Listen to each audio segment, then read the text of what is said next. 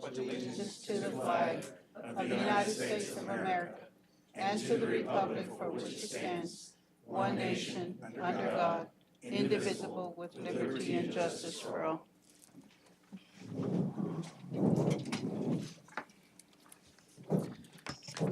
Thank you very much. Welcome to our October 2nd meeting. Please note, Mr. Bachnight is absent. The rest of the council is present. First item on our agenda is items from council, and we seem to have a number of them. So that'll take us a few minutes. Did council have anything specific you'd like to, that's not on the agenda? Do you want to go first? Okay. All right. January 3rd, actually, let me back up. January 1st is our first meeting in January, and that's probably not a good day to have a meeting, January 1st. We'll all be So- off. Okay, it's a Tuesday. Yeah, we'll be off, yeah. Y'all want to have it on Thursday, the 3rd? Tuesdays and Thursdays tend to work better. Would that be okay? That's Just fine. so staff can plan for that? Is that good? Okay, everybody tends to agree. It's a long ways off, but let's just get that out of the way. So we'll move the January 1st meeting to January 3rd.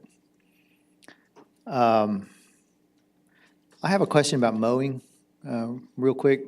Donald, a couple of questions. It's been raining a bit, hasn't it? And I've noticed some of the drainage ways are really overgrown. I understand they may start very soon. When is the crew coming in? It's a new contractor, I know that. Right, the new contractor, Yellowstone, should be in town with their fine mowing crews, excuse me, later this week, depending on the weather. And Okay. then their rough mowing crews, which handle the right-of-ways and the outfalls, should be in Monday, also depending on weather.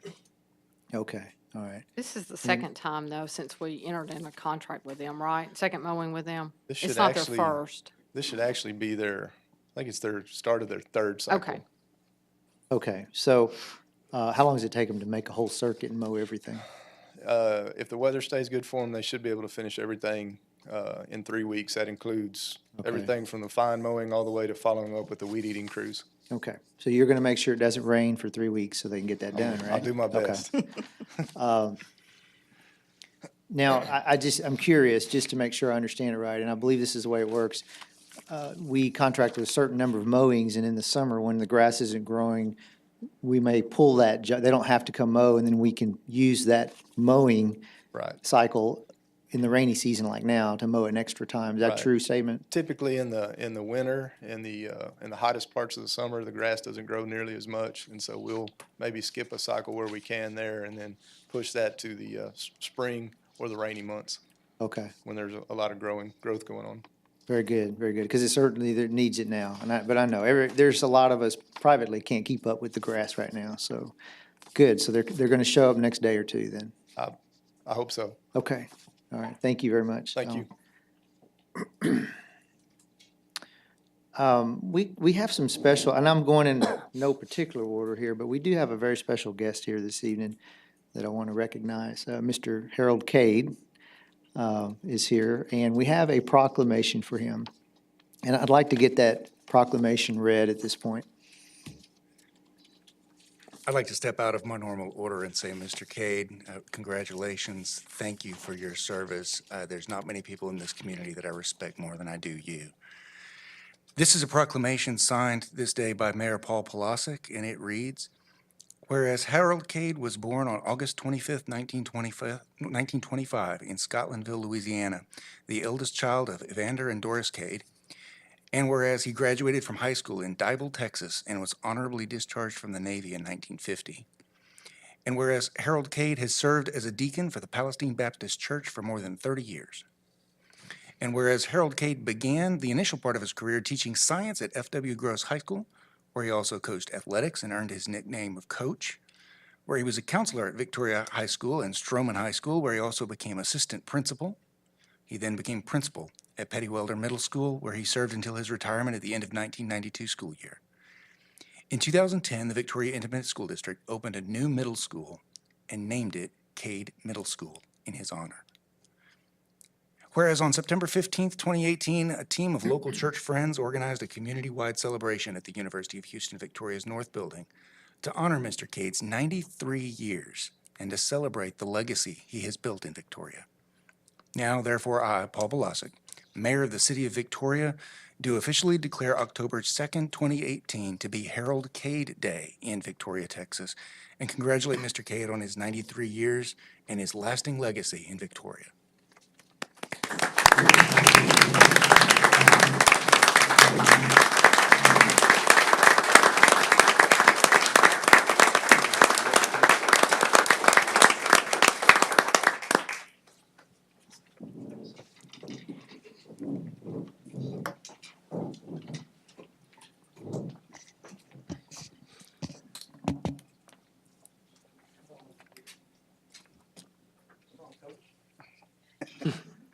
You know, while they're bringing him up to take pictures, Mr. Cade's still active. He's very active with the Kiwanis and the Senior Citizens Board, and Thomas serves with him at the Kiwanis Club, and I serve with him on the Senior Citizens Board, so he's truly inspirational. Mr. Cade's also served on our Building and Standards Commission for years. Oh, I forgot, And yeah. has always been a well-spoken voice for both compassion and enforcing the rule of law.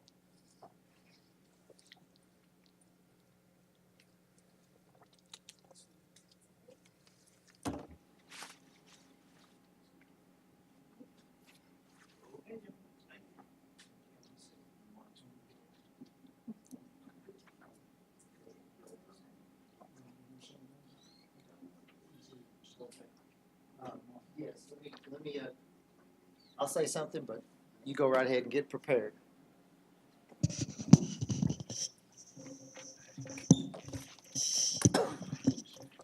You know, I very much appreciate Mr. Marshall and bringing Mr. Cade here today. I was invited to that birthday party and didn't make it, and I apologize for that profusely. And Mr. Marshall reminded me, and I said, why don't you, if you can, bring Mr. Cade to a meeting? We'd love to be honored with his presence. So here we are, and we are very honored with your presence, Mr. Cade. You represent Victoria so well. You're a true gentleman, and we can't say that enough, so we appreciate you. And I want you to come back for your 94th birthday next year, and I mean that, okay? And I'll be here with you. I'm not sure where I'll be sitting, but I'll be here, so. Would you like to share some thoughts with us? I would just like to say, thank you, first of all, the mayor, city manager, council members, the rest of Victoria, that I'm so proud that I'm a member of this community. I feel like all I was doing was working, and I didn't feel I wasn't working for anything, but I couldn't be in a better community. We have our ups and downs, but with good people like you working, we'll make better Victoria, even though it's a good place to live. But I know you're striving to make it better. And I thank the community. I just want to let you know how humble I am. Thanks very much, all of you. Thank you. very much. Thank you. Thank you, sir. Thank you, Mr. Cade.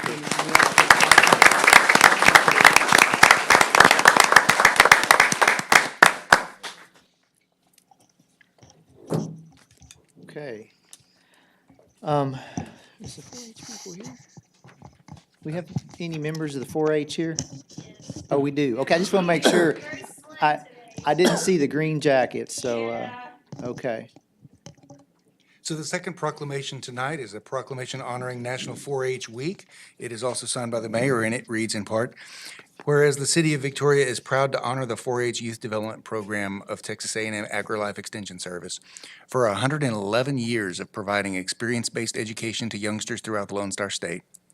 And whereas this admirable program, which seeks to provide a learning experience for the whole child, including the head, heart, hands, and health, helps young Texans acquire knowledge, develop life skills, and form attitudes to enable them to become self-directed, productive, and contributing members of our society.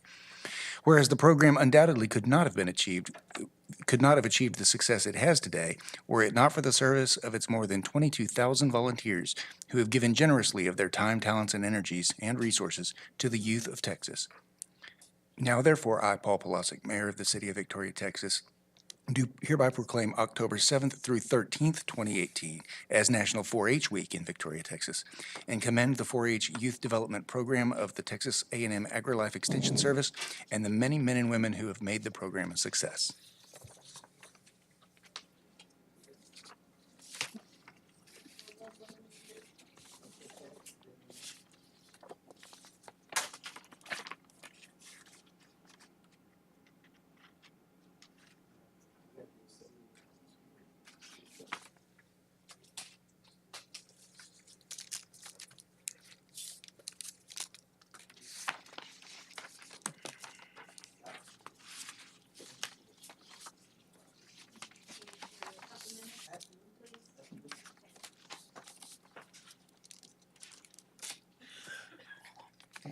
Well, first I want to thank y'all for letting us come. We do have 9 senior 4-H ambassadors, but they are very busy with sports and other things. So I have one Lone Ranger, Mr. William Wright. He is new to the ambassador program, so he's still learning the ropes. So I thought I'd break him in and let him come here and let him kind of tell you what National 4-H Week is, and then I'll share a little bit about how many kids we have in the program and our new programs we have.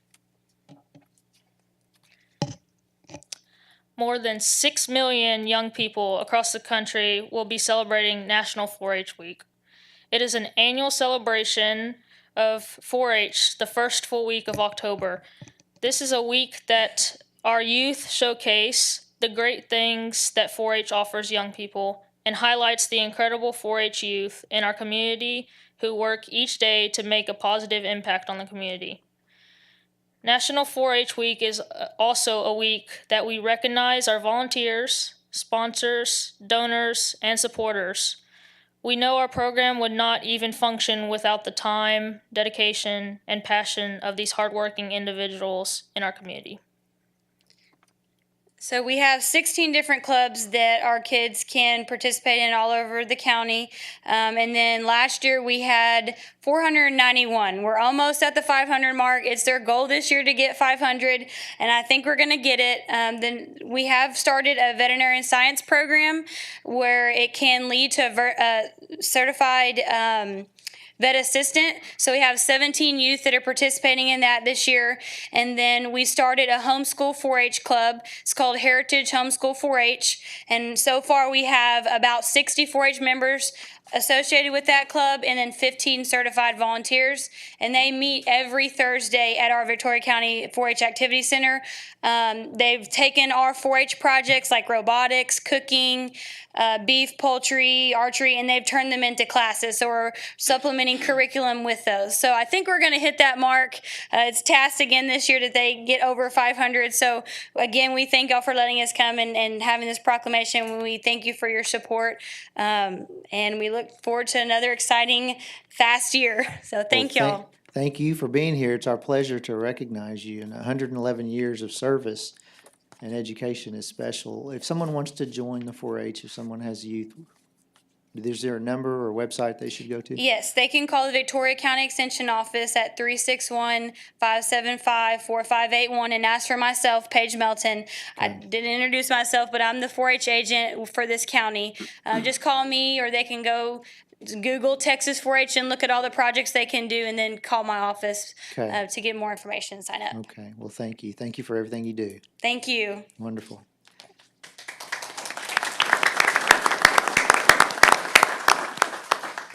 Okay. Let's see. Y'all interrupt me if y'all have anything.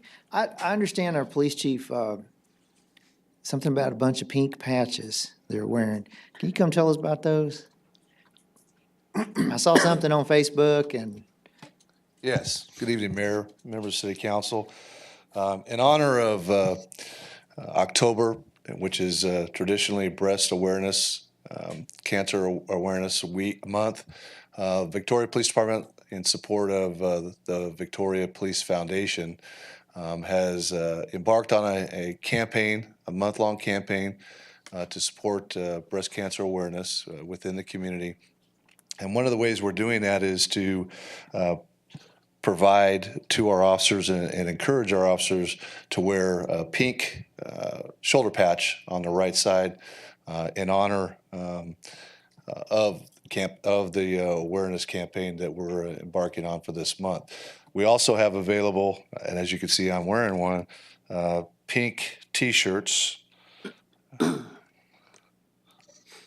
don't know if you can see these, but front, the back.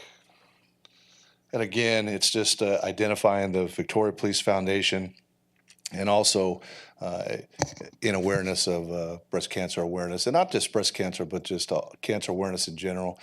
So we'll be doing that for the month of October. Proceeds, we are selling these to the, we have sold them to many of our employees, but they're also available to the public. The patches are $10 and the shirts are $20, and the proceeds will go to the Police Foundation and a local charity that's involved in cancer awareness and cancer treatment right here in our community. So we'll be doing that in the month of October. It's wonderful. It's wonderful. We appreciate those efforts. I know the whole community does. I was gonna ask what the fire department was doing, but to try to trigger that little rivalry again. But I know they're MDA, muscular, so y'all take care of that, so. Well, they're anyway. still trying to figure out, they've lost the last 3 events that we've competed in. Uh-huh, okay. So we're on a winning streak that we want to keep up. But I will say that tonight, and the fire department is part of this, but another thing I wanted to mention to council is tonight is National Night Out. And so Victoria Public Safety, beginning about 5:30, will be out and about throughout the community. So I know that we'll be out there with our fire department, meeting the community and engaging in those efforts as well. So that's going on tonight as well. Good, good. Thank you, sir. Okay, there's something going on this weekend, a small event downtown, and I know Mr. Garza would never forgive me if I didn't ask him to talk about it. 30 seconds? No. I'm kidding. If you know O.C. Garza, I've got a few notes. he likes to, he enjoys what he does, so. Tell us about Boot Fest. Well, we are planning the best Boot Fest ever coming up Saturday and Friday Friday night and all day Saturday. And really not a whole lot's changed other than we've got even better entertainment. Probably one of the more newer things is the Friday night rock night with our tribute bands. And we will have tribute bands playing the music of Journey, Def Leppard, and AC/DC. First time we've done that at Boot Fest, which ought to be a lot of fun. And then Saturday night, we're back to more traditional country. Mason Lively, Cameron Nelson, William Clark Green, and Reckless Kelly. And again, the whole Boot Fest weekend is no charge. It is going to be loaded with all kinds of activities, both educational and participatory for families and kids. All the kids' attractions are free. Basically, all the entertainment is free. We've got a car show Saturday morning at 8 o'clock, starts loading in. We're expecting about 85 cars. We have the 5K, which is the first thing happening 8 o'clock on Saturday morning, sponsored by DTAR. And then the music on the live stage starts Friday evening, and that's the Atzenhofer main stage. And then we have a lot of great local talent all day Saturday on the gazebo stage. Again, Boot Fest, it's a totally free event. All the entertainment's free of charge. Trick ropers. The only 2 things we've lost the Aggie Wranglers because they have a home game, and unfortunately we weren't able to steal them for the weekend. And then we lost the fireworks show because of some damage to the freight elevator in O'Connor Plaza. So other than that, it's going to be great. We're expecting pretty good weather, and it's going to be free of charge. Bootfest.com and at Bootfest on Facebook for all the latest. And I'd be remiss if I didn't thank the sponsors too. I don't have a list in front of me. I know council sees that and we try to recognize them, but there's a lot of community sponsors that help financially. And Mr. Tommy Taylor sitting over there from Atzenhofer Tommy's in our here. audience tonight, so thank you for that. Oh, So- you Glad to bet, have them yeah. sponsoring the stage. And I will mention, I'd like a special shout out to Robbie and Tammy and Casey Burge at Clean Corp. They sponsor our fireworks show every year. They weren't able to do it this year, obviously, because of the issues with the safety issues with the freight elevator, but they have made a very nice contribution to the event anyway. And we look forward to having them back next year. Very Yeah. generous. Yes. Okay. OC, could you talk a little bit about the best way to get there if you don't live downtown? Sure. We 2 quick things on that. One, we have discovered that a lot of the large church parking lots will be charging for parking. In a way, that's kind of good. They should be secure, and it will make things a little bit easier for people to park and stay for a long period of time. But otherwise, there's parking available downtown, all over downtown, just on the streets and some assorted parking lots. The best way, probably the most convenient way, is to take the free shuttle service that we offer from the Patty Dotson Health Building all the way into downtown, and that's going to be running the whole time the festival is in operation, and up to 2 hours after the festival ends each night, so people can get back after listening to every song they want to hear from the main stage. Thank you. Very good. I can't wait. Yeah. I'll see you. Thank you. See you down there. I'm going a little out of order on our items from council. The Ball Airport Road extension, Ms. Scott, you had asked about that.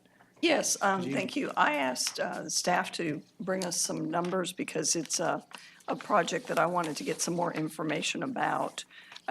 It's because Ball Airport has been built almost to 77, but there's a big chunk of it that's not there. And this sort of came up from a personal standpoint. I was trying to figure out how to get away from the what am I trying to say, from all the retail area. I was trying to figure out a way to get to the west side of town without going back down to get to the loop, and discovered that there really isn't a way.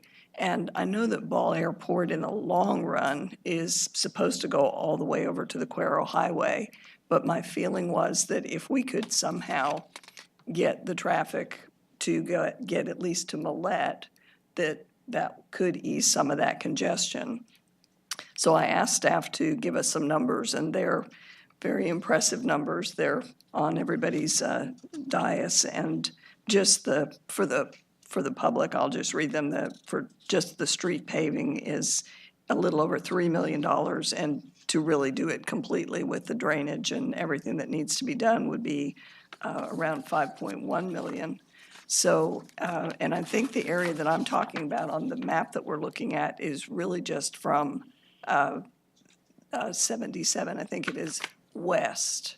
I'm not even talking about going to the east. Right. Just because that wouldn't necessarily get you anywhere. I'm just looking for a way that you could take Ball Airport Road extension, and that goes all the way to Millette, which you could then take down and pick up the loop. So it may be something that we think about in future capital improvement plans, and I don't know if you have any more to add to that, or. No, I don't. I was just here if you had any questions. Yeah. So it's something I wanted us to have some numbers on and possibly think about. And we can add it to the alternative section of projects for the CIP in the spring, so council It's- can pick and choose. It's one of those 5 sections. It's already in the alternatives. It's one Okay. of those 5 sections. Thank you, Don. Okay. Yeah. Thank you. Nothing's cheap. It's just, it gets a little disheartening after a while to see the numbers, but Mm-hmm. that's in the city limits currently? I believe so. I think it is, yeah. I'm sorry. Okay. Okay, operation of golf carts, electric vehicles. Dr. Young, you brought this up. Thanks, Mr. Mayor. Yeah, I had a couple of calls a couple weeks prior in regards to operation of electric vehicles in particular.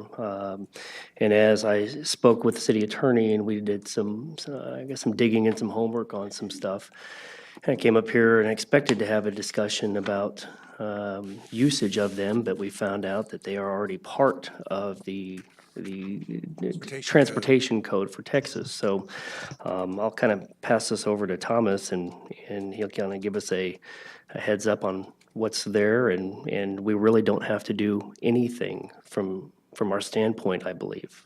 Thank you, Dr. Young. And what we were specifically looking at was the city of New Braunfels recently adopted an ordinance that would allow what's known as neighborhood electric vehicles, which look like a golf cart, except they have more safety equipment on them, blinkers, headlights, stuff like that. The city of New Braunfels passed an ordinance that would allow those to operate within the city limits, and Dr. Young was exploring the idea of potentially adopting a similar ordinance here in Victoria. And as we explored that ordinance, what I created for him, I have a copy of here, is we went through the entire ordinance and compared it to what's already in the Texas Transportation Code, and almost all of it is already in state law, in the Transportation Code, allowing those neighborhood electric vehicles to operate on some streets within the community. The street has to have a speed limit less than 45. The vehicle cannot operate faster than 35. It can't cross certain streets. It can't operate on Texas highways. There are a lot of restrictions, but within those restrictions, they're already permitted. And so I don't think it's necessary for us to adopt any of the provisions that are in the New Braunfels ordinance unless there is some additional regulation that the city seeks to have add into it. For example, the city of New Braunfels also includes in their ordinance a rule that you can't tow anything with an electric vehicle. that you have to sit in the seat, you can't stand on it and hang off the sides. So they've adopted some additional rules that go beyond what's in the transportation code. But unless we want to get into that level of regulation, I don't think it's necessary for us to adopt something here today.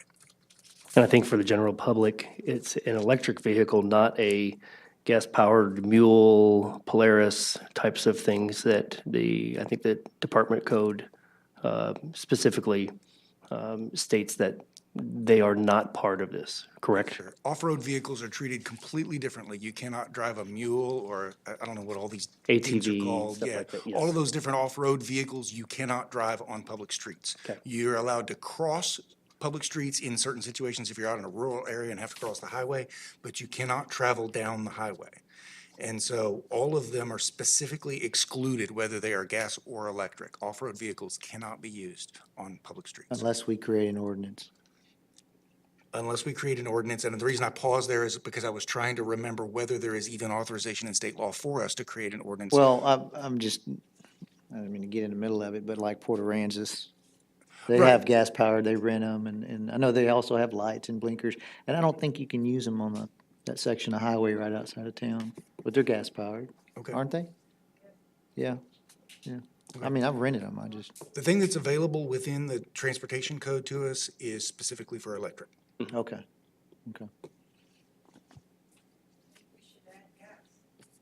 So, wait, we have citizens communication in a minute.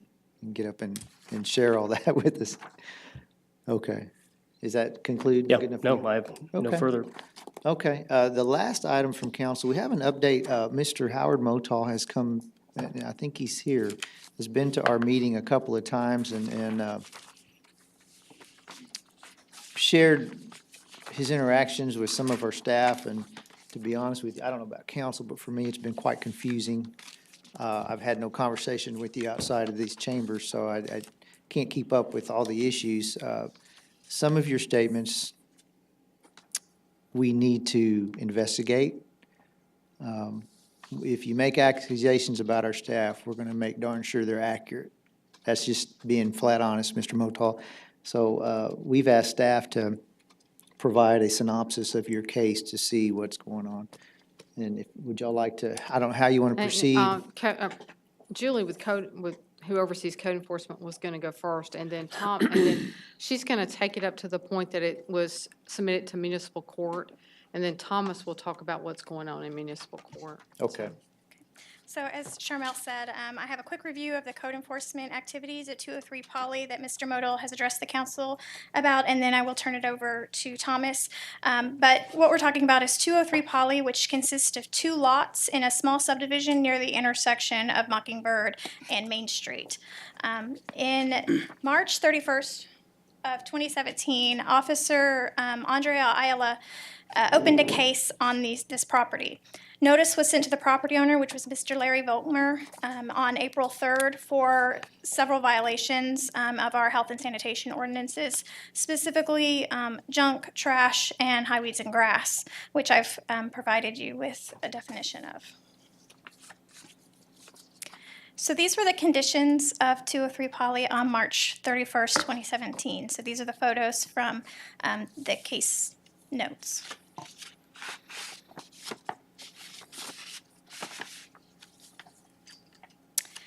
Between March 31st, 2017, when the case was initiated, and November 8th, when the charges were submitted to municipal court by Officer Ayala, she re-inspected the property 10 times and met on site with the tenant, Mr. Howard Modal, 4 times to discuss compliance at the request of Mr. Volkmer to discuss the entire case with Mr. Modal. So I also wanted to remind you that code enforcement's main goal is compliance and not any sort of punitive goal. I've also included the full case summary for y'all at the dais, the left copies, as well as pictures of the property as it was yesterday. So these are some of the conditions that existed between March 31st and November 8th when the charges were filed. These photos show conditions on the property on July 7th, July 21st, and August 21st of 2017. The progress was intermittent, as you can see, which led to the charges being submitted to municipal court. And those charges submitted to municipal court were only for the March 31st violations. There's been no other charges or enforcement activity on other dates of violations.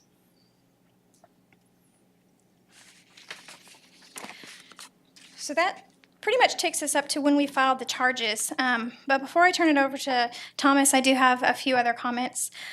Shortly after the charges were submitted to municipal court, in December 2017 specifically, Officer Ayala transferred to the Public Works Department, and Code Enforcement Supervisor Grace Garcia took over her cases. Grace continued to work the 203 poly cases by providing reinspection updates to municipal court. In February of 2018, during a reinspection trip for municipal court, Grace also initiated several other cases in the vicinity. As a result of those cases, Grace spoke with the property owner at 204 West Mockingbird, which is Mr. Avertano Vasquez, and was given permission to enter onto his property. As you can see, Mr.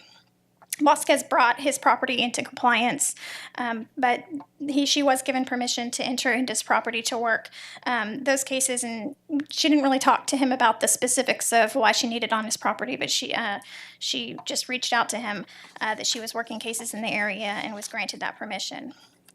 Grace also spoke with the tenant at 44 Crane and was able to achieve compliance. 44 Crane is also owned by Mr. Larry Volkmer, and that's the property at the corner of Crane and Mockingbird. And lastly, the last case, besides Mr. Modal's, was the vacant lot that is also owned by Mr. Larry Volkmer, which is addressed at 206 West Mockingbird. Grace had very little conversation with Mr. Volkmer. He notified Code after he received the violation notice for junk in high weeds and grass to notify Code that the junk was not his, but then we didn't hear from him. So approximately 2 months after the violation notice was sent, after multiple subsequent notices, we did contract the property to be cleaned on April 6th. So no contract has been issued for the 203 poly properties. And then lastly, as a policy, code enforcement always seeks permission from the property owner when inspecting a property for safety and customer service reasons. If they are inspecting a property from a neighbor's property, they also seek permission from that property owner to get onto their property, especially if there's no trespassing signs present or the property is not vacant or abandoned. And I'd be happy to answer any questions up to this point, but after that, it really referred over to municipal court, and Thomas will be covering those details. Julie, the 203 poly in the back part, there's no fence around that perimeter? Or is it partial? I didn't have a chance to go by there. I wanted to, but. It appears that the fence it's a multiple types of different materials sort of patched together to make a fence, but it does appear that it's completely across the back. The whole entire perimeter? No, the back property line, as well as a portion of the front. Now, is it a true statement that if the entire perimeter had an appropriate commercial fence or whatever around it, this would not be an issue? Is that a true statement? So we do, of course, allow there to be junk or salvage yards. They have to turn a property into a junk or salvage yard. Yes, you would come through our office and complete a commercial inspection, and essentially an 8-foot screening fence out of the setbacks is required. Like Texas Concrete is right next door, has that screening fence. Of course, it's a chain link with looks like a black mesh in it, you know? Texas Concrete was permitted in the early 80s, and so they predate all of our existing fencing requirements. But they do have some level of compliance. It's not 8 foot, I don't think. Anyway, I just want to understand that. Then across the street there is a salvage yard that has a large metal fence around the perimeter. I know when I was younger you could see in there, but you can't anymore because it's. And that's a Okay. salvage yard that is regulated by the state. There's some salvage yard, when it's a vehicle salvage yard, there's State some requirements? state permits and licensing and It- regulations. Okay, so I mean, a person could collect whatever they want, parts and pieces like this, as long as the entire perimeter was fenced in appropriately, it would be fine, Yes, sir. within reason, I suppose. Okay. I just wanted to understand that. Council, do you have any questions for him? Okay.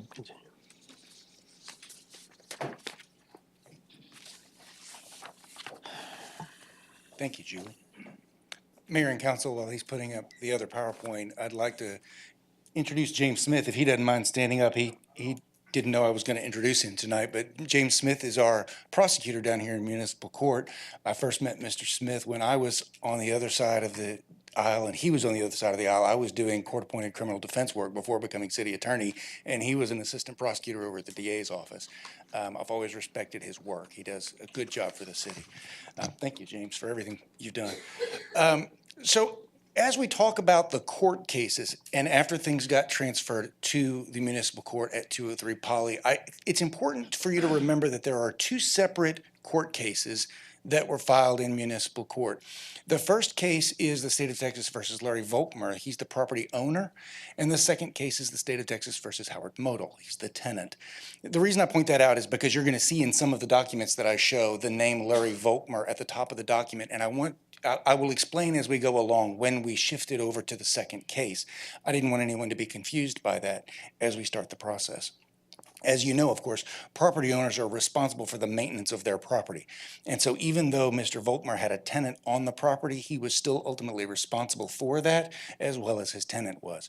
And so when the case was originally sent to municipal court, the case was filed against Larry Volkmer. As Julie pointed out, that happened on November 8th of 2017, and the ordinance violation report was submitted to municipal court and accepted by the prosecutor. It alleged violations of section 10-41, both for objectionable matter, junk, and for weeds and high grass. The case that was accepted by the court was for the objectionable matter. You've seen the photographs. You've seen the junk that's essentially stacked around that property. A summons was issued in that case on December 6th, 2017. Mayor and council, I'm going to show you the document itself for a couple of reasons, but as you're looking at this, I want to explain the reason why I'm putting it up here. It is important to me, and I think it's important to all of us in public service, that the public can trust what the city council has the municipal court doing over here. Former council member Solis used to always say that we only have the public trust. And if we don't have the public's trust, then we don't have anything. And it's certainly true in this case. And so I'm actually going to show the actual court documents in many cases here so that the public can understand exactly where we're coming from. This is the actual original summons that was issued to Mr. Volkmer. You can see highlighted in yellow the offense date of March 31st, 2017, highlighted in green the court date of the 3rd of April, and then at the bottom, right above the judge's signature, it was signed on the 6th day of December 2017. There's an error on this summons you may have already noticed. I see a couple of people nodding their heads. Yeah, the court date was scheduled for April of 2017, several months before it was signed. I understand that was a computer error. I asked the court about that. They say their computer software assigns court dates automatically. I'm not sure exactly why it picked that date, but it did. And we issued the summons over the judge's signature, and Mr. Volkmer brought it to our attention. Shortly thereafter, he came in or maybe called, I'm not sure, and pointed out the incorrect date. So the court corrected the error and issued a new summons. Here's the second summons. You see again in yellow the March 31st offense date, and now a new court date of the 18th of January 2018, and at the bottom in orange. This was issued 6 days after the first summons was issued. It was corrected very quickly. And the reason that's important is because there's about 6 weeks between December 12th and January 18th. The property owner, the defendant in the criminal case, was given 6 weeks' notice. I'm spending a lot of time on these summonses, and I promise I'm not going to go into this level of detail with the rest of the case. We'd be here all night if I did. But it's important to point this out because when Mr. Modal was here, one of the things that he said was, the court changed the date from April to January, and I didn't find out about it until a week before the event. And the implication was that the court was somehow depriving him of proper notice. There are two reasons why that implication is not correct. Number one, Mr. Modal was not the defendant in the case. Mr. Volkmer was. We provided notice to the defendant in the case. And secondly, we provided 6 weeks' notice. I don't know when Mr. Modal received notice from his landlord, but the court did what the court needed to do here.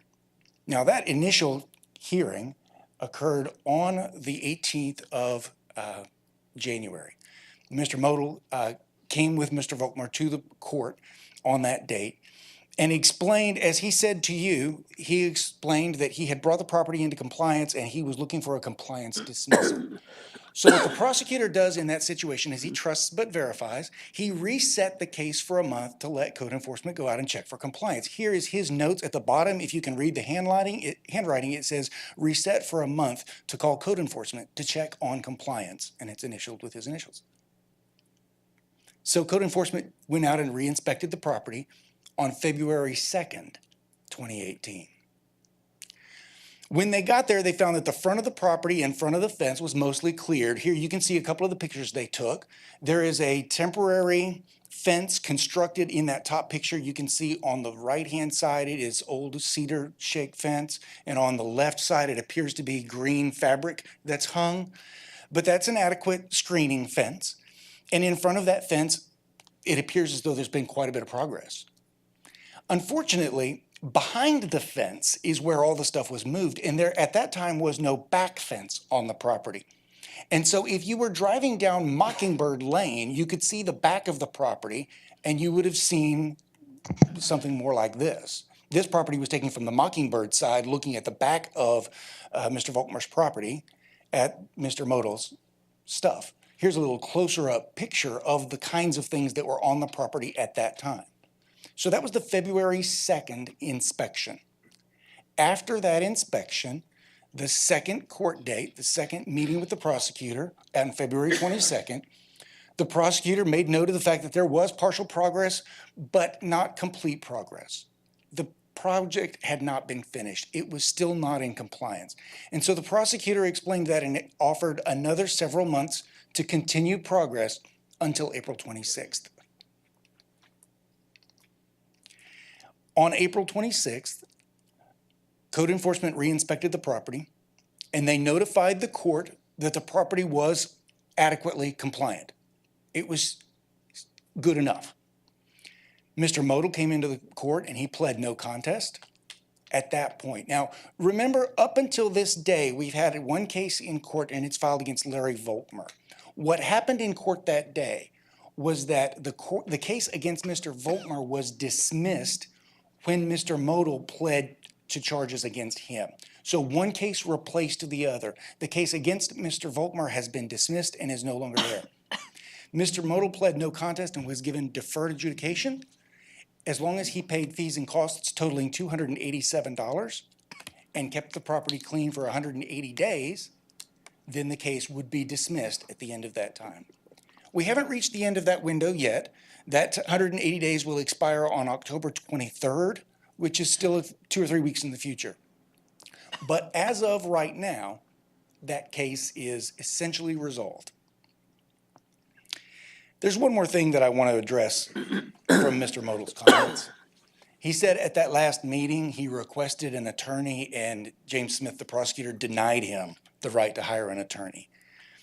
I need to clarify that in municipal courts, as in all fine-only courts, defendants are not given a court-appointed attorney. They are not guaranteed an attorney. They are guaranteed the right to an attorney, and if they choose to hire one, that is their choice. And we certainly would allow Mr. Modal to hire an attorney. I will say, though, as a prosecutor, it's a common stall tactic among defendants to come into court at the 11th hour and say, will you just postpone it long enough that I can go hire an attorney? So if the court reschedules it, then frequently they'll show up at their next meeting without an attorney, and we have simply delayed justice. It is thoroughly appropriate for the prosecutor to have said that day, let's set this for a jury trial, and you can bring your attorney with you that day.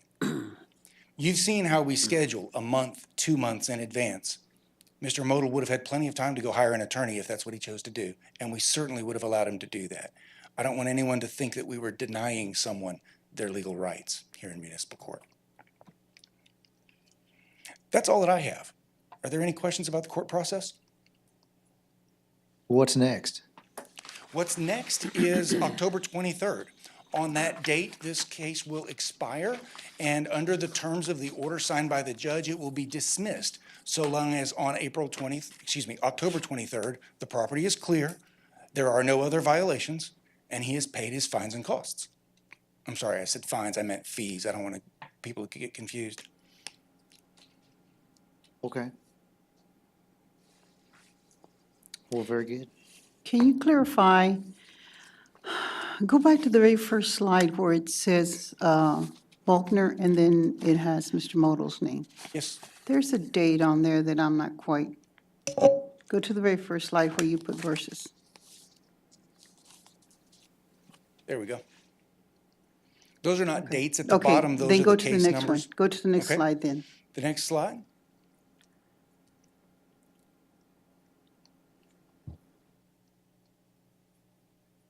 You're using March as the date on the court, yet when you mentioned it, you saying on here that Let me November bump the 8th. forward one, so you can see the summons. You see now there's that March 31st date that's highlighted. Right, That's the offense date. That's the date that code enforcement first worked that file. okay, and that was against the property owner, Mr. Faulkner. At that point, they were working that file against both Mr. Volkmer, the property owner, and the tenant, Mr. Motal. As Julie explained, they met several times, primarily with Mr. Motal, I believe. Okay, that was November the 8th, the date that's on that initial summons on the back. November 8th was the Right. date that they sent the case from code enforcement to municipal court. At that time, the prosecutor reviews the file. It's about this thick. This is the file itself. Okay. He reviews the file and he makes a decision about whether or not he's going to file charges against the defendant. Okay, November the 8th is when they filed against Mr. Modell, right? Is when they brought it to court, yes.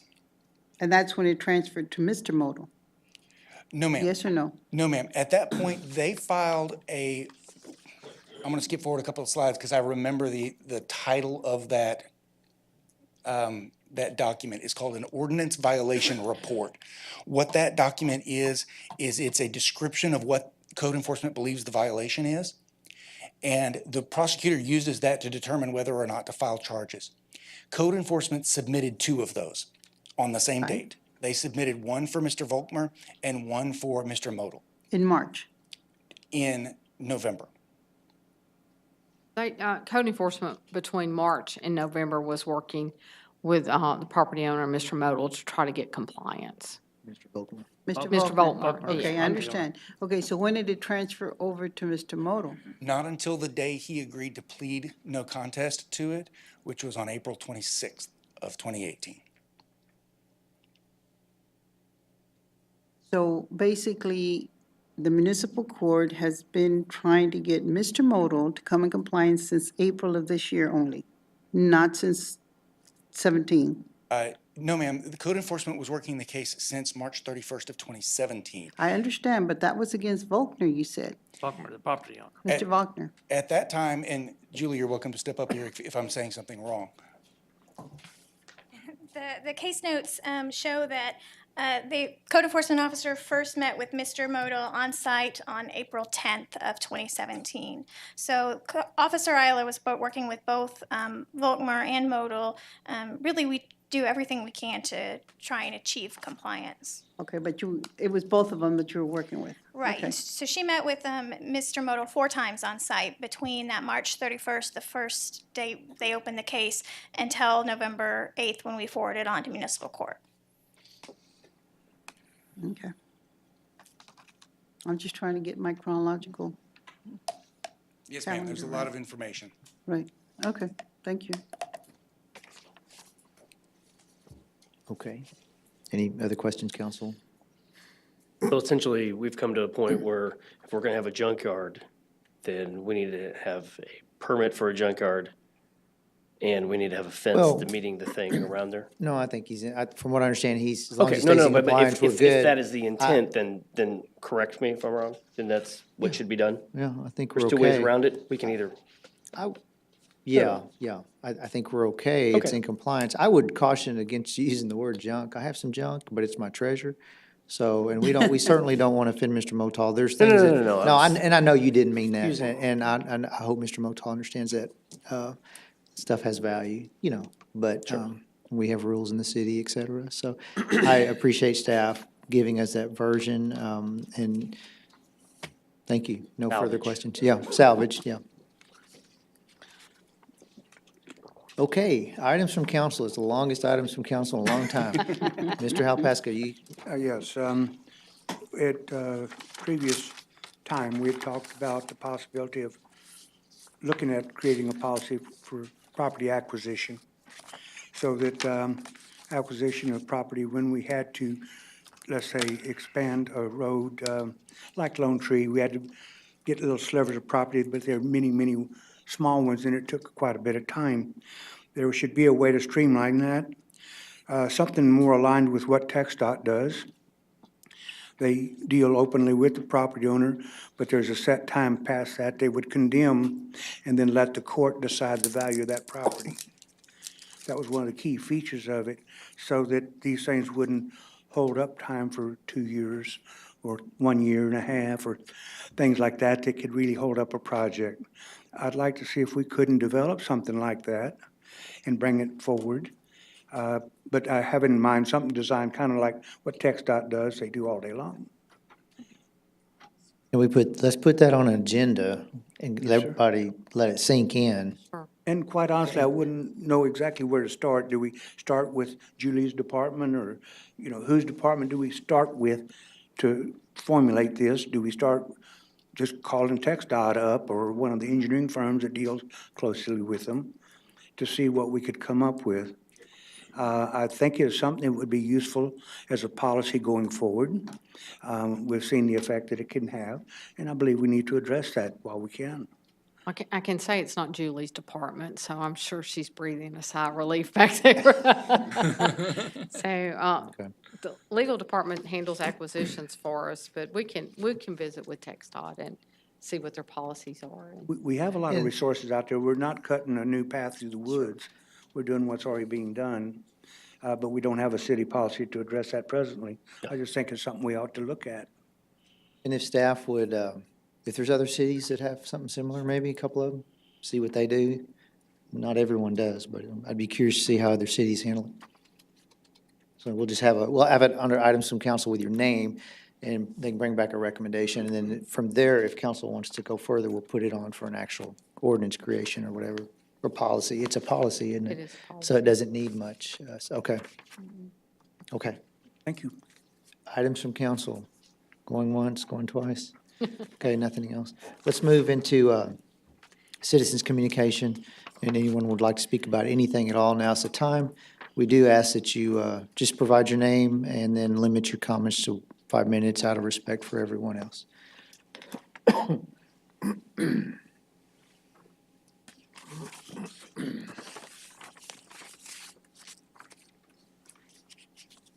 Good evening, council. My name is Ron Koshin, 3603 Miori Lane, Victoria. I'm here on behalf of Warriors Weekend in respect to the allocation. I believe tonight y'all are voting on the recommendation of the committee to disperse hot funds. We were back in, I have a letter here from the city attorney dated August 11, 2017, that we would be allotted, Warriors Weekend would be allotted $5,756.14 for hot funds, which is great, except with the caveat that it's not going to take place if we, as an organization, pay for the rooms of our attendees, meaning the wounded warriors that we bring in. We've had meetings with the city attorney to no avail. Had one meeting with Charmel, and even though we understand it's not really in her purview necessarily, but we didn't know where to go. We wanted to go up the chain of command. And I sent an email to all of you today. I don't know if any of you got it, but it kind of explains our situation. He believes, it's his personal opinion, and I stress the word personal, and he agrees with that, that if we as an organization pay for the rooms, it doesn't count. It doesn't work. It's not true, according to the Texas State Lodging Association, who oversees hot funds. And this city, by the way, is a member of that association. We pay dues to that association. I have a letter here, email, regardless of what organization or person ended up being billed directly or person for a tourist hotel invoice, hotel room nights for tourists can be purchased with hot funds.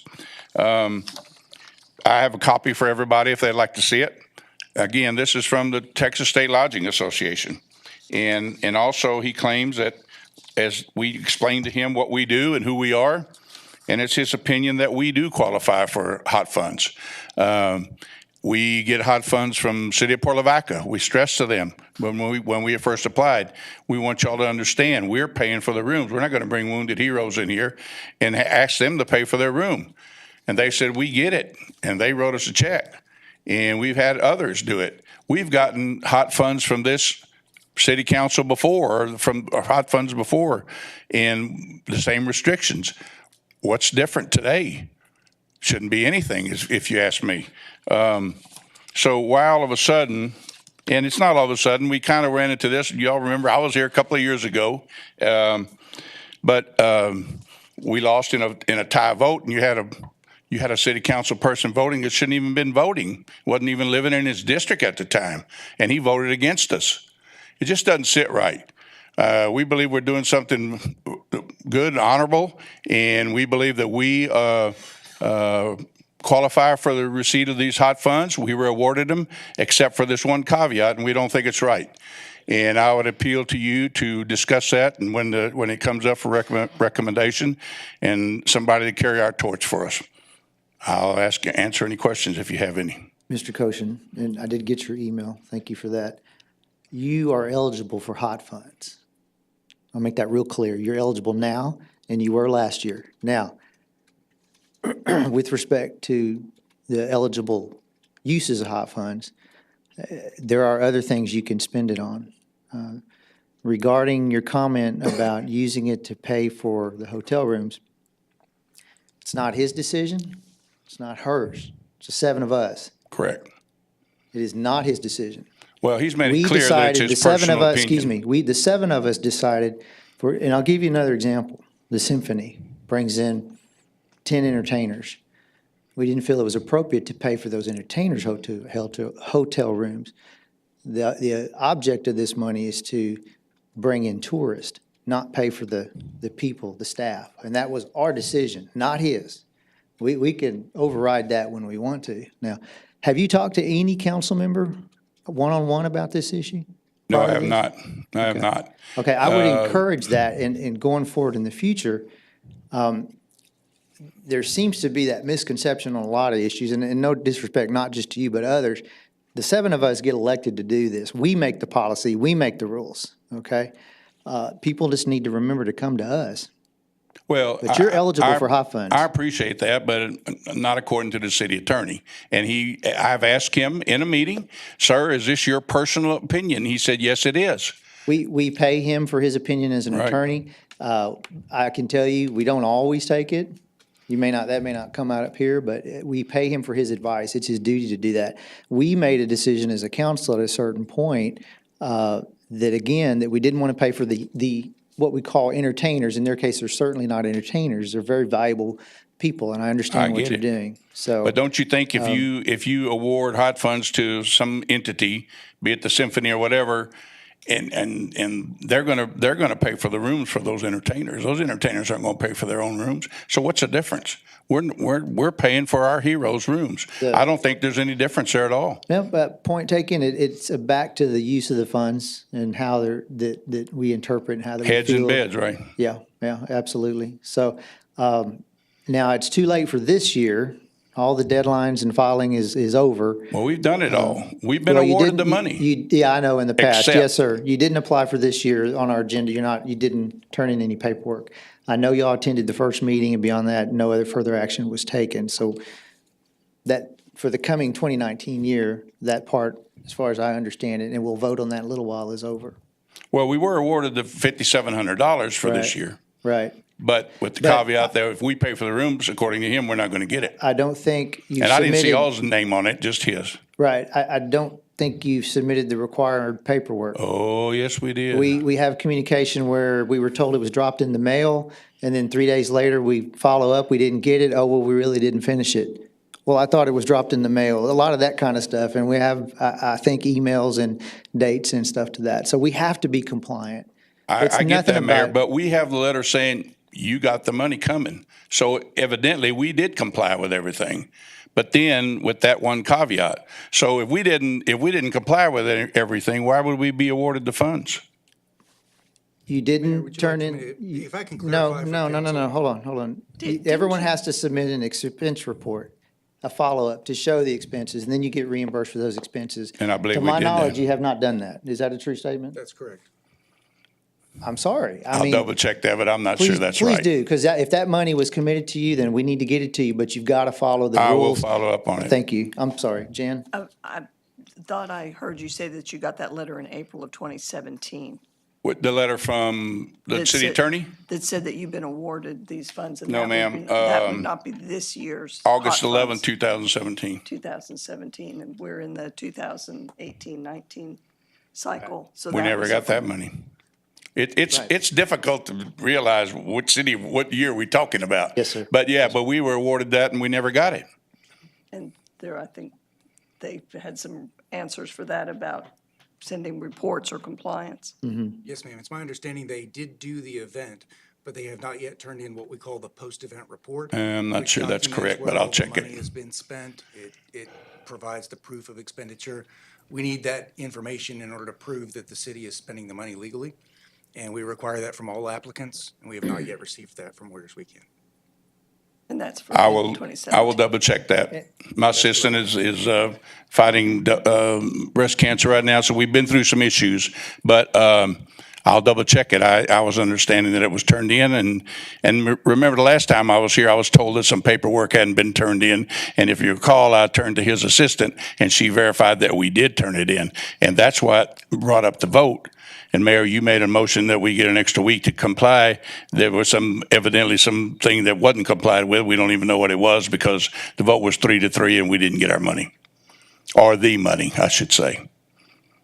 Thank you for listening. You bet. I appreciate you coming. And just for the audience, since this is on the agenda as another item later, we're able to have a two-way conversation with Mr. Koshin. Ordinarily, we would not do that during citizens communication. I get it. I apologize for that. No, there's no apology needed. I was just clarifying for the public. Okay, if I'll find out different, I'll let you know. Okay, thank you, Thank sir. Citizens communication still open. Anyone, now, if it's not on our agenda, you get 5 minutes and we can't talk to you like we did Mr. Koshin, so.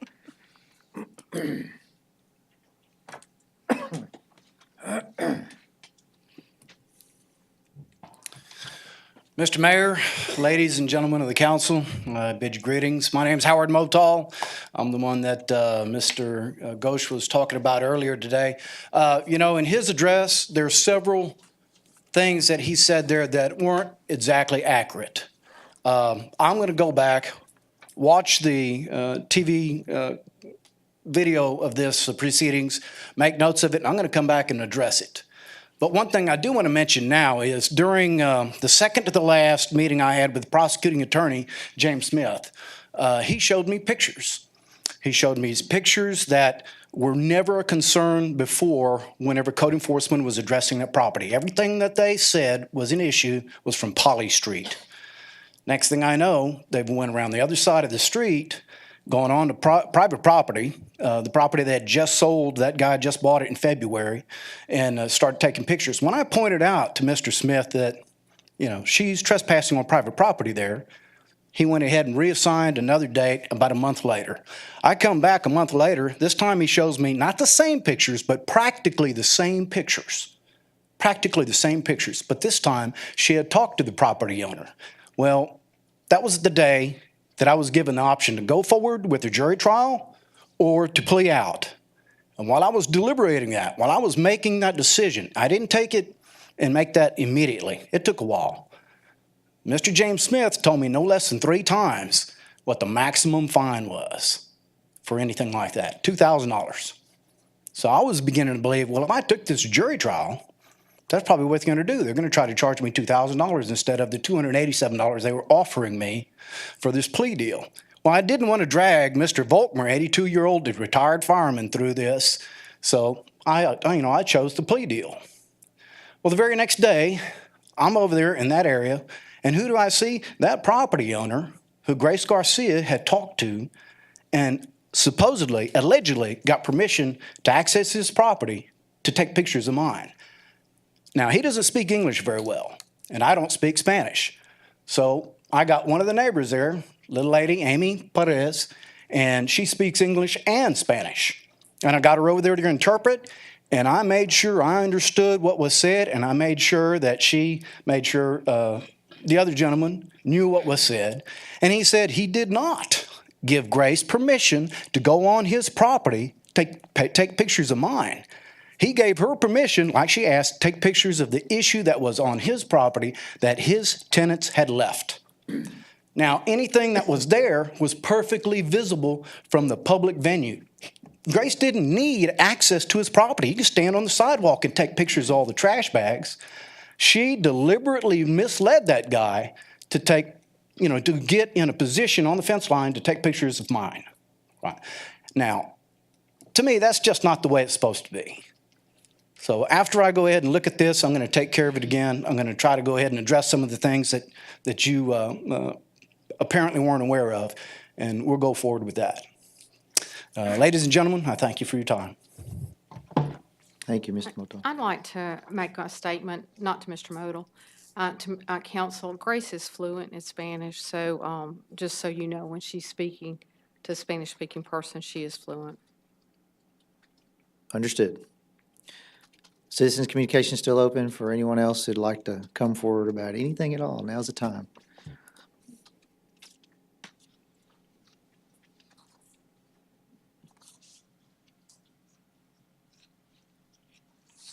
How you doing? My name is Jason Wright, and I would like to voice support for the golf court ordinance. I live downtown, and I know that there's a lot of efforts for revitalization of downtown, and to bring music venues and restaurants and different things of that nature. And I feel like that if you're going to make an area like that attractive for revitalization, you need to make it look like a fun area where people, young people, professionals with money will come in and enjoy a good time downtown. I'm currently a resident, and I know that as far as the ordinance go in like Port Aransas, for example, or Rockport or Port O'Connor, I believe that the classification for golf carts, now I could be wrong, the Texas ordinance or the DMV laws surrounding it seem fairly liberal as far as, what the requirements are. And they break it down into two categories, a neighborhood electric vehicle or a LSV, a low-speed vehicle. So I'm not sure if that's the way the, some of these other towns have addressed the gas issue over electric. But I know, for example, in Rockport, they just require a permit and vehicle and part of your automotive insurance regarding the golf cart. And, as far as safety is concerned, a motorcycle seems like a lot more unstable platform to me, than a four-wheel golf cart that doesn't do more than 25 miles an hour. So anyway, that's my 2 cents. So, Okay. Well, thank you for taking the time to share your thoughts with us. It's the first time everything's been on the agenda that we could. It's interesting anyway. Citizens communication is still open if anyone would like to speak about anything at all. I bet I know what this is about. I'm a good speaker. Oh, you I do get fine. shy. I'm Charlie Donahue, and I live downtown. Hello, everyone. I know several people on the council. And I live downtown, but I think the main problem I have with just going with the compliance that it's electric golf cart, it's discrimination because there's gas golf carts and they're more reliable. And if somebody has a golf cart and you're going to tell them they have to buy electric golf cart if they want to use it. And what I've read in the requirements is you have to be 2 miles from your home. You have to stay on the street that's below 35 miles an hour below. You have to have your seatbelts, your headlights, all the different things. And if you have all the bells and whistles, and if it's gas, I've had several people be pulled over by police and given warnings or followed back to their homes because this is a very new issue and very vague issue, and I think it needs to be addressed as soon as possible so that we can feel safe to drive around in our golf carts if we live downtown or if we live 2 miles from the golf course, which is the other requirement by the state. So these are things that I just wanted to bring up, that just saying it's an electric vehicle is discriminatory, that you cannot drive a gas vehicle around. You have gas bicycles driving around, gas mopeds driving around, gas motorcycles driving around, and I think that you should include a gas golf cart in the equation. That's it. Thank you. I'm wondering if we ought to not, this legislative session starts January 1, just get them to add one word, gas, and just cover the whole state. I mean, you have a point. As long as all the other requirements are there, I don't really care how it's propelled. Maybe, Safety is still the key issue. If you're driving in the dark, you need to have some lights. right. Correct. And now, if I understand it, all that is part of the state law. You still have some requirements for the blinkers and the lights. It's electric. That's right. There's a lot of that same vehicle with a gas motor, and that's, I think, the issue here. So, The distinction that I was making earlier about the electric vehicle is that within state law, there is a specific provision for a neighborhood electric vehicle that allows these things. If it's an electric vehicle, the gas doesn't apply to that. Golf carts are a separate issue, okay? Golf carts are a smaller vehicle, they drive slower.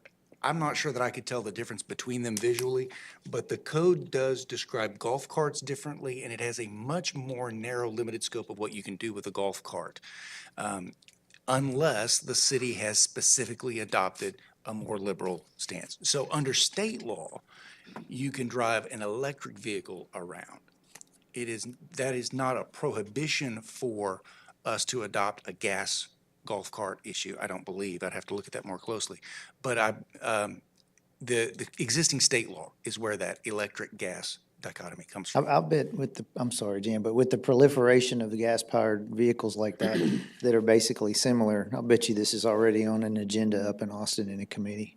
I'll bet you anything. I don't, if I have time, I'll ask, but Well, Ms. Scott? that's what I was going to ask. Is there a distinction between a gas-powered golf cart, which I guess would move slower, and a mule or a four-wheeler? Yes, ma'am. Because Those are off-road vehicles. But so is a golf cart. It's for a golf course. Perhaps I can interject here. Golf carts would not allow a knobby off-road vehicle on the greens or anywhere near it because of the ruts they would cut with the very aggressive tire treads. So a golf cart isn't an off-road vehicle necessarily, and vice versa. But we're not talking about, I agree, but we're not talking about them on golf courses. We're talking about them on our roads where it wouldn't make an impact. And if mules are not allowed because they're off-road, how do you tell the difference looking at them? That's a very good question. Mayor, I think what you're seeing play out here is what Dr. Young and I discovered when we started investigating this. The investigation that we were doing was very preliminary to compare to what New Braunfels had done and bring a proposal back to council to see if there was interest. So I don't want to speak for Dr. Young, I'll let him speak, but perhaps the question is whether there's interest in pursuing this.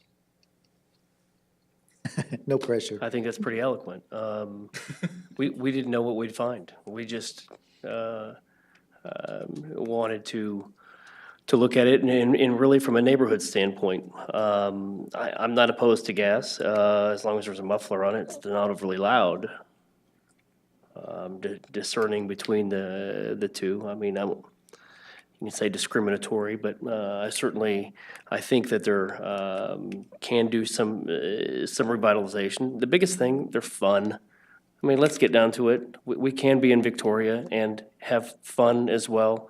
Drive around the neighborhood, wave to your neighbors versus be shut up with the windows up. It's not the worst thing to be fun. I understand. But be safe as well. Yeah, I'll help you with it. You want to talk about it again on a later Yeah, time? we can do that. Do a little homework? Yeah. Okay, I don't mind, because I don't speak for all of council for certainly, but I mean, I'm open-minded about it. I don't I need to learn a little bit more, obviously. So, okay. This is Tough interesting. part, making that delineation between one and another, what is and Yeah. what isn't. Yeah. No matter which definition you come up with, somebody will feel like, well, you're discriminating against this type of vehicle simply because of the tires on it, or the loudness of the motor, or other criteria. This is gonna be a no-win situation, I'm afraid. I can look at I don't intended know if I use agree, and, but intended use and spirit of the ordinance is probably what I'd look at. It's also kind of an indication of the concerns of an aging population. Bicycles and three-wheeled adult tricycles are another way to go around the neighborhood and wave at your neighbors. But an electric vehicle is more stable. you can run too. Some of y'all get that. Go I got bad knees. Yeah. Okay, well, I'll be glad, and if anyone else wants to, maybe talk to Dr. Not Young, more we'll than see. 4. Okay. Not more than 4, that's right. Citizens communication still open, More I'm than sorry. Anyone else would like to come forward? Again, it's unusual for us to discuss like this during citizens communication, I apologize. Okay, I don't see anyone getting up. We'll close citizens communication. We have no public hearings, we just have the consent agenda to deal with first. There are 8 items on the consent agenda, which will be approved by a single vote tonight. They are first the approval of the minutes of the special meeting on September 18th, 2018, and the regular meeting of September 18th, 2018. The second is a resolution approving the purchase of uniforms for fire department employees in an estimated annual amount of $59,500 for fiscal year 2018-2019 via a government cooperative contract from Galls LLC, authorizing the city manager to execute all documents necessary to complete the purchase and declaring an effective date. The third is a resolution approving the annual scheduled purchase of computers, computer software, computer peripheral equipment, maintenance contracts, security equipment, supplies, phones, through various cooperative purchasing contracts in the amount of $575,170, authorizing the city manager to execute all documents necessary to complete such purchases and declaring an effective date. The fourth is a resolution authorizing the city manager to execute a renewal of the contract with SAP Public Services Incorporated for support and maintenance of software used by the city's finance and human resources departments in an estimated annual amount of $29,400 and declaring an effective date. The fifth is a resolution authorizing the city manager to execute a renewal agreement with Baker and Taylor Book Leasing System in the amount of $29,926.26 and declaring an effective date. The sixth is a resolution approving the purchase of a mowing equipment package in the amount of $119,638.65 from Professional Turf Products via a government cooperative purchasing contract, authorizing the city manager to execute all documents necessary to complete the purchase and declaring an effective date. The seventh is a resolution awarding a bid for the fiscal year 2018-19 maintenance mowing of 7 neighborhood parks from AJ Shredding Services for their low bid of $57,120 for a total of 48 mowing cycles, authorizing the city manager to execute all related contracts with AJ Shredding and declaring an effective date. And the eighth is a resolution authorizing the city manager to apply for and, if awarded, accept a grant from the Texas Association of Property and Evidence Inventory Technicians in the amount of $500 to be used by the police department for the purchase of supplies used for the storage of property and evidence and declaring an effective date. So moved. Second. We have a motion and a second. All those in favor say aye. Aye. Those opposed, same. Okay, ayes have it. Mayor, on item E1, I've provided each of you, Mayor and council members, a copy of a substituted version of the ordinance. The only thing, resolution. The only thing that is changing is a statement designating where the funds will be pulled from. That's in order to make our audit trail more clear. And so this is a resolution ratifying the Assistant City Manager's execution of a real estate sales contract to purchase 25.71 acres of land on North Bend Jordan Street in the amount of $722,500 from Palm Land Investments LLC and declaring an effective date. So moved. Second. Okay, we have a motion and a second. Are there any questions? Discussion? Did we need to change the wording like you gave us? No, ma'am. Because we substituted the version in before a motion was Okay. made, there's no amendment necessary. Okay. Okay, all those in favor say aye. Aye. Those opposed, same. Okay, ayes have it.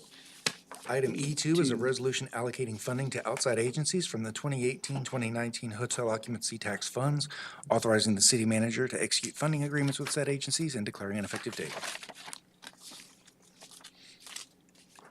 So moved. Second. We have a motion second. Are there any questions? I do want to thank the committee profusely for the work they do to vet Yes. this and to look it over for us carefully. And Thomas and you and your staff, it's a lot of work. Thank you. It is exciting and gratifying to have some new organizations on the list. Yeah. I was tempted to add an item to the agenda in a future meeting to consider ending the giving of funds to outside agencies. You know, this item is well presented to us, but, and I know that there's not much discussion, and I think we're ready to vote on it, but behind the scenes, there's a lot of hand-wringing and a lot of aggravation, and it's very frustrating. And I'm just being brutally honest, and I'm thankful for these entities and what they do, but some of them comply so well year after year with every piece of paper that we have to ask them to provide, and they do it, and they are appreciative of it. And then the others, a few, make it very difficult for us, and that part is what's most frustrating. And I don't know about the six of you, but me personally sometimes get involved with some of that, and it's a bit disheartening. But I won't ask for that. I won't consider that about, I'll just forget about it for this, and then, next year we'll be back to the process. But the process is working well, and I meant that. Thank you, Thomas, and your staff for what you do. Okay. All those in favor say aye. Aye. Those opposed, same? Okay. Ayes have it. What's left? Executive session. Executive session, okay. Oh, I'm sorry. Oh, Colby. No, you're right. No, I'm sorry. I skipped over the city manager's report. Thank you for getting up, or we'd have been gone. There's just no voting on it, so. So, Kobe's gonna bring us up to date on what's going on with the golf course about player development and, take you back to the business plan we developed. We mentioned, doing a driving range with player development, but we talked about it in fourth or fifth year out. So we're able to do this a lot sooner, and we think it will drive a lot of interest to the golf course. I wanted him to, because you'll start seeing some work down there if you go through the park. I wanted him to talk about that a little bit. Thanks, Kobe. And thank you, Ms. Garrett. Mayor, council members, as Ms. Garrett said, I did want to bring you up to speed on, we will be starting this project fairly shortly. We've ordered some of the supplies already. We'll be moving dirt the middle of this month,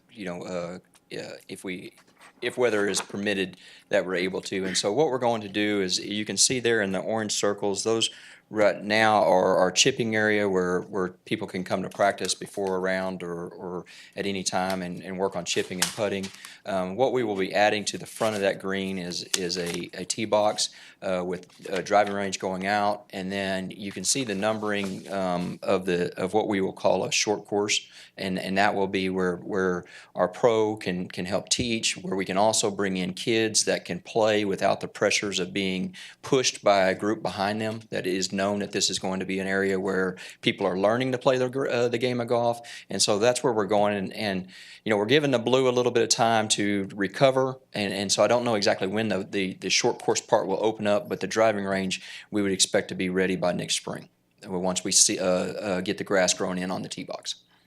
To practice on the short course, what's the fee? Is there a fee? Is this going to be open? Or? Mr. Alpasco, we're working on that side of it right now, coming forward, and so we haven't got all of those details as far as what those ranges are. I will be glad to bring them back to you whenever we get those ironed out. Very good. But there will be a fee for the short yes, course. yes. We just don't know exactly what the fee is yet. No problem. Should be half the cross, is half the distance. Yeah.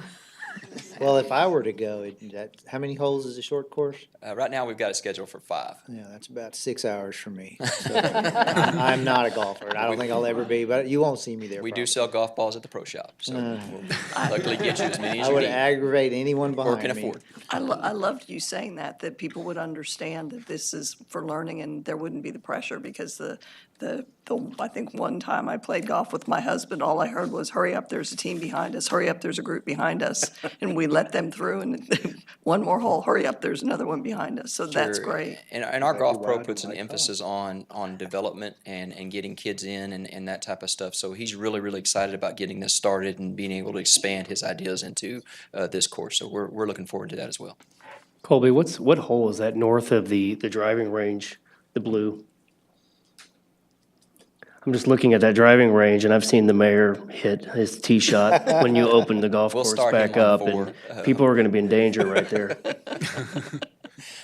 We've looked over it and believe that while the potential for a ball to go in there, the risk is very limited on that sense. So the Golf Pro is. I just needed to get a dig at the mayor. Okay. They would be at risk, that's why I won't be there. Golfers. No, if I was a professional bowler, my golf score would look good, but it doesn't. So maybe that'd be a good place to practice. Okay, thank you. Council, I have one more item. I'd like, if y'all don't mind, kind of items from council, but we had a long, I made some comments this morning in the Tuesday morning meeting. Jan, were you there? I was in the back, but I could hear. This is our EOC, Emergency Management Disaster Plan. I'm holding it up for perspective. There's a lot in there. And I've been frustrated by the fact that certain portions of the media seem to think that we tried to keep this secret, and we have not. That's not the case. There's a lot to emergencies in this city. It's not just hurricanes. There are a lot of shipments of dangerous hazardous materials, for example, that come in. We have a barge canal, we have highways. Some of them are extremely dangerous, and there's processes for that, there's methods. First responders are often notified about things. So some of that's sensitive, and it's to protect the citizens from, terrorism's a real thing. So there's a lot in this book, and we have to be careful with some of this information. And it's been asked for by some media, and we asked to be safe, the Attorney General of Texas, to give us an opinion. They said, you don't have to share all of it, I guess was the way to say that. So what we did was redact parts of it, which means, some of it we take out. And the rest, here it is, and it's actually on our website, the city's website, redacted version. So it's there, but the thought that politicians kept this secret, I think, is unfair. It's unfair to the 7 of us. And it's unfair to the Commissioners Court to say that, because they're part of this too, the county government. So I just want to say that. And those were my words alone, not y'all's, this morning at that meeting. So that's all I had. Thank you. So the city council can recess now into executive session on the second day of October at 6:27 p.m.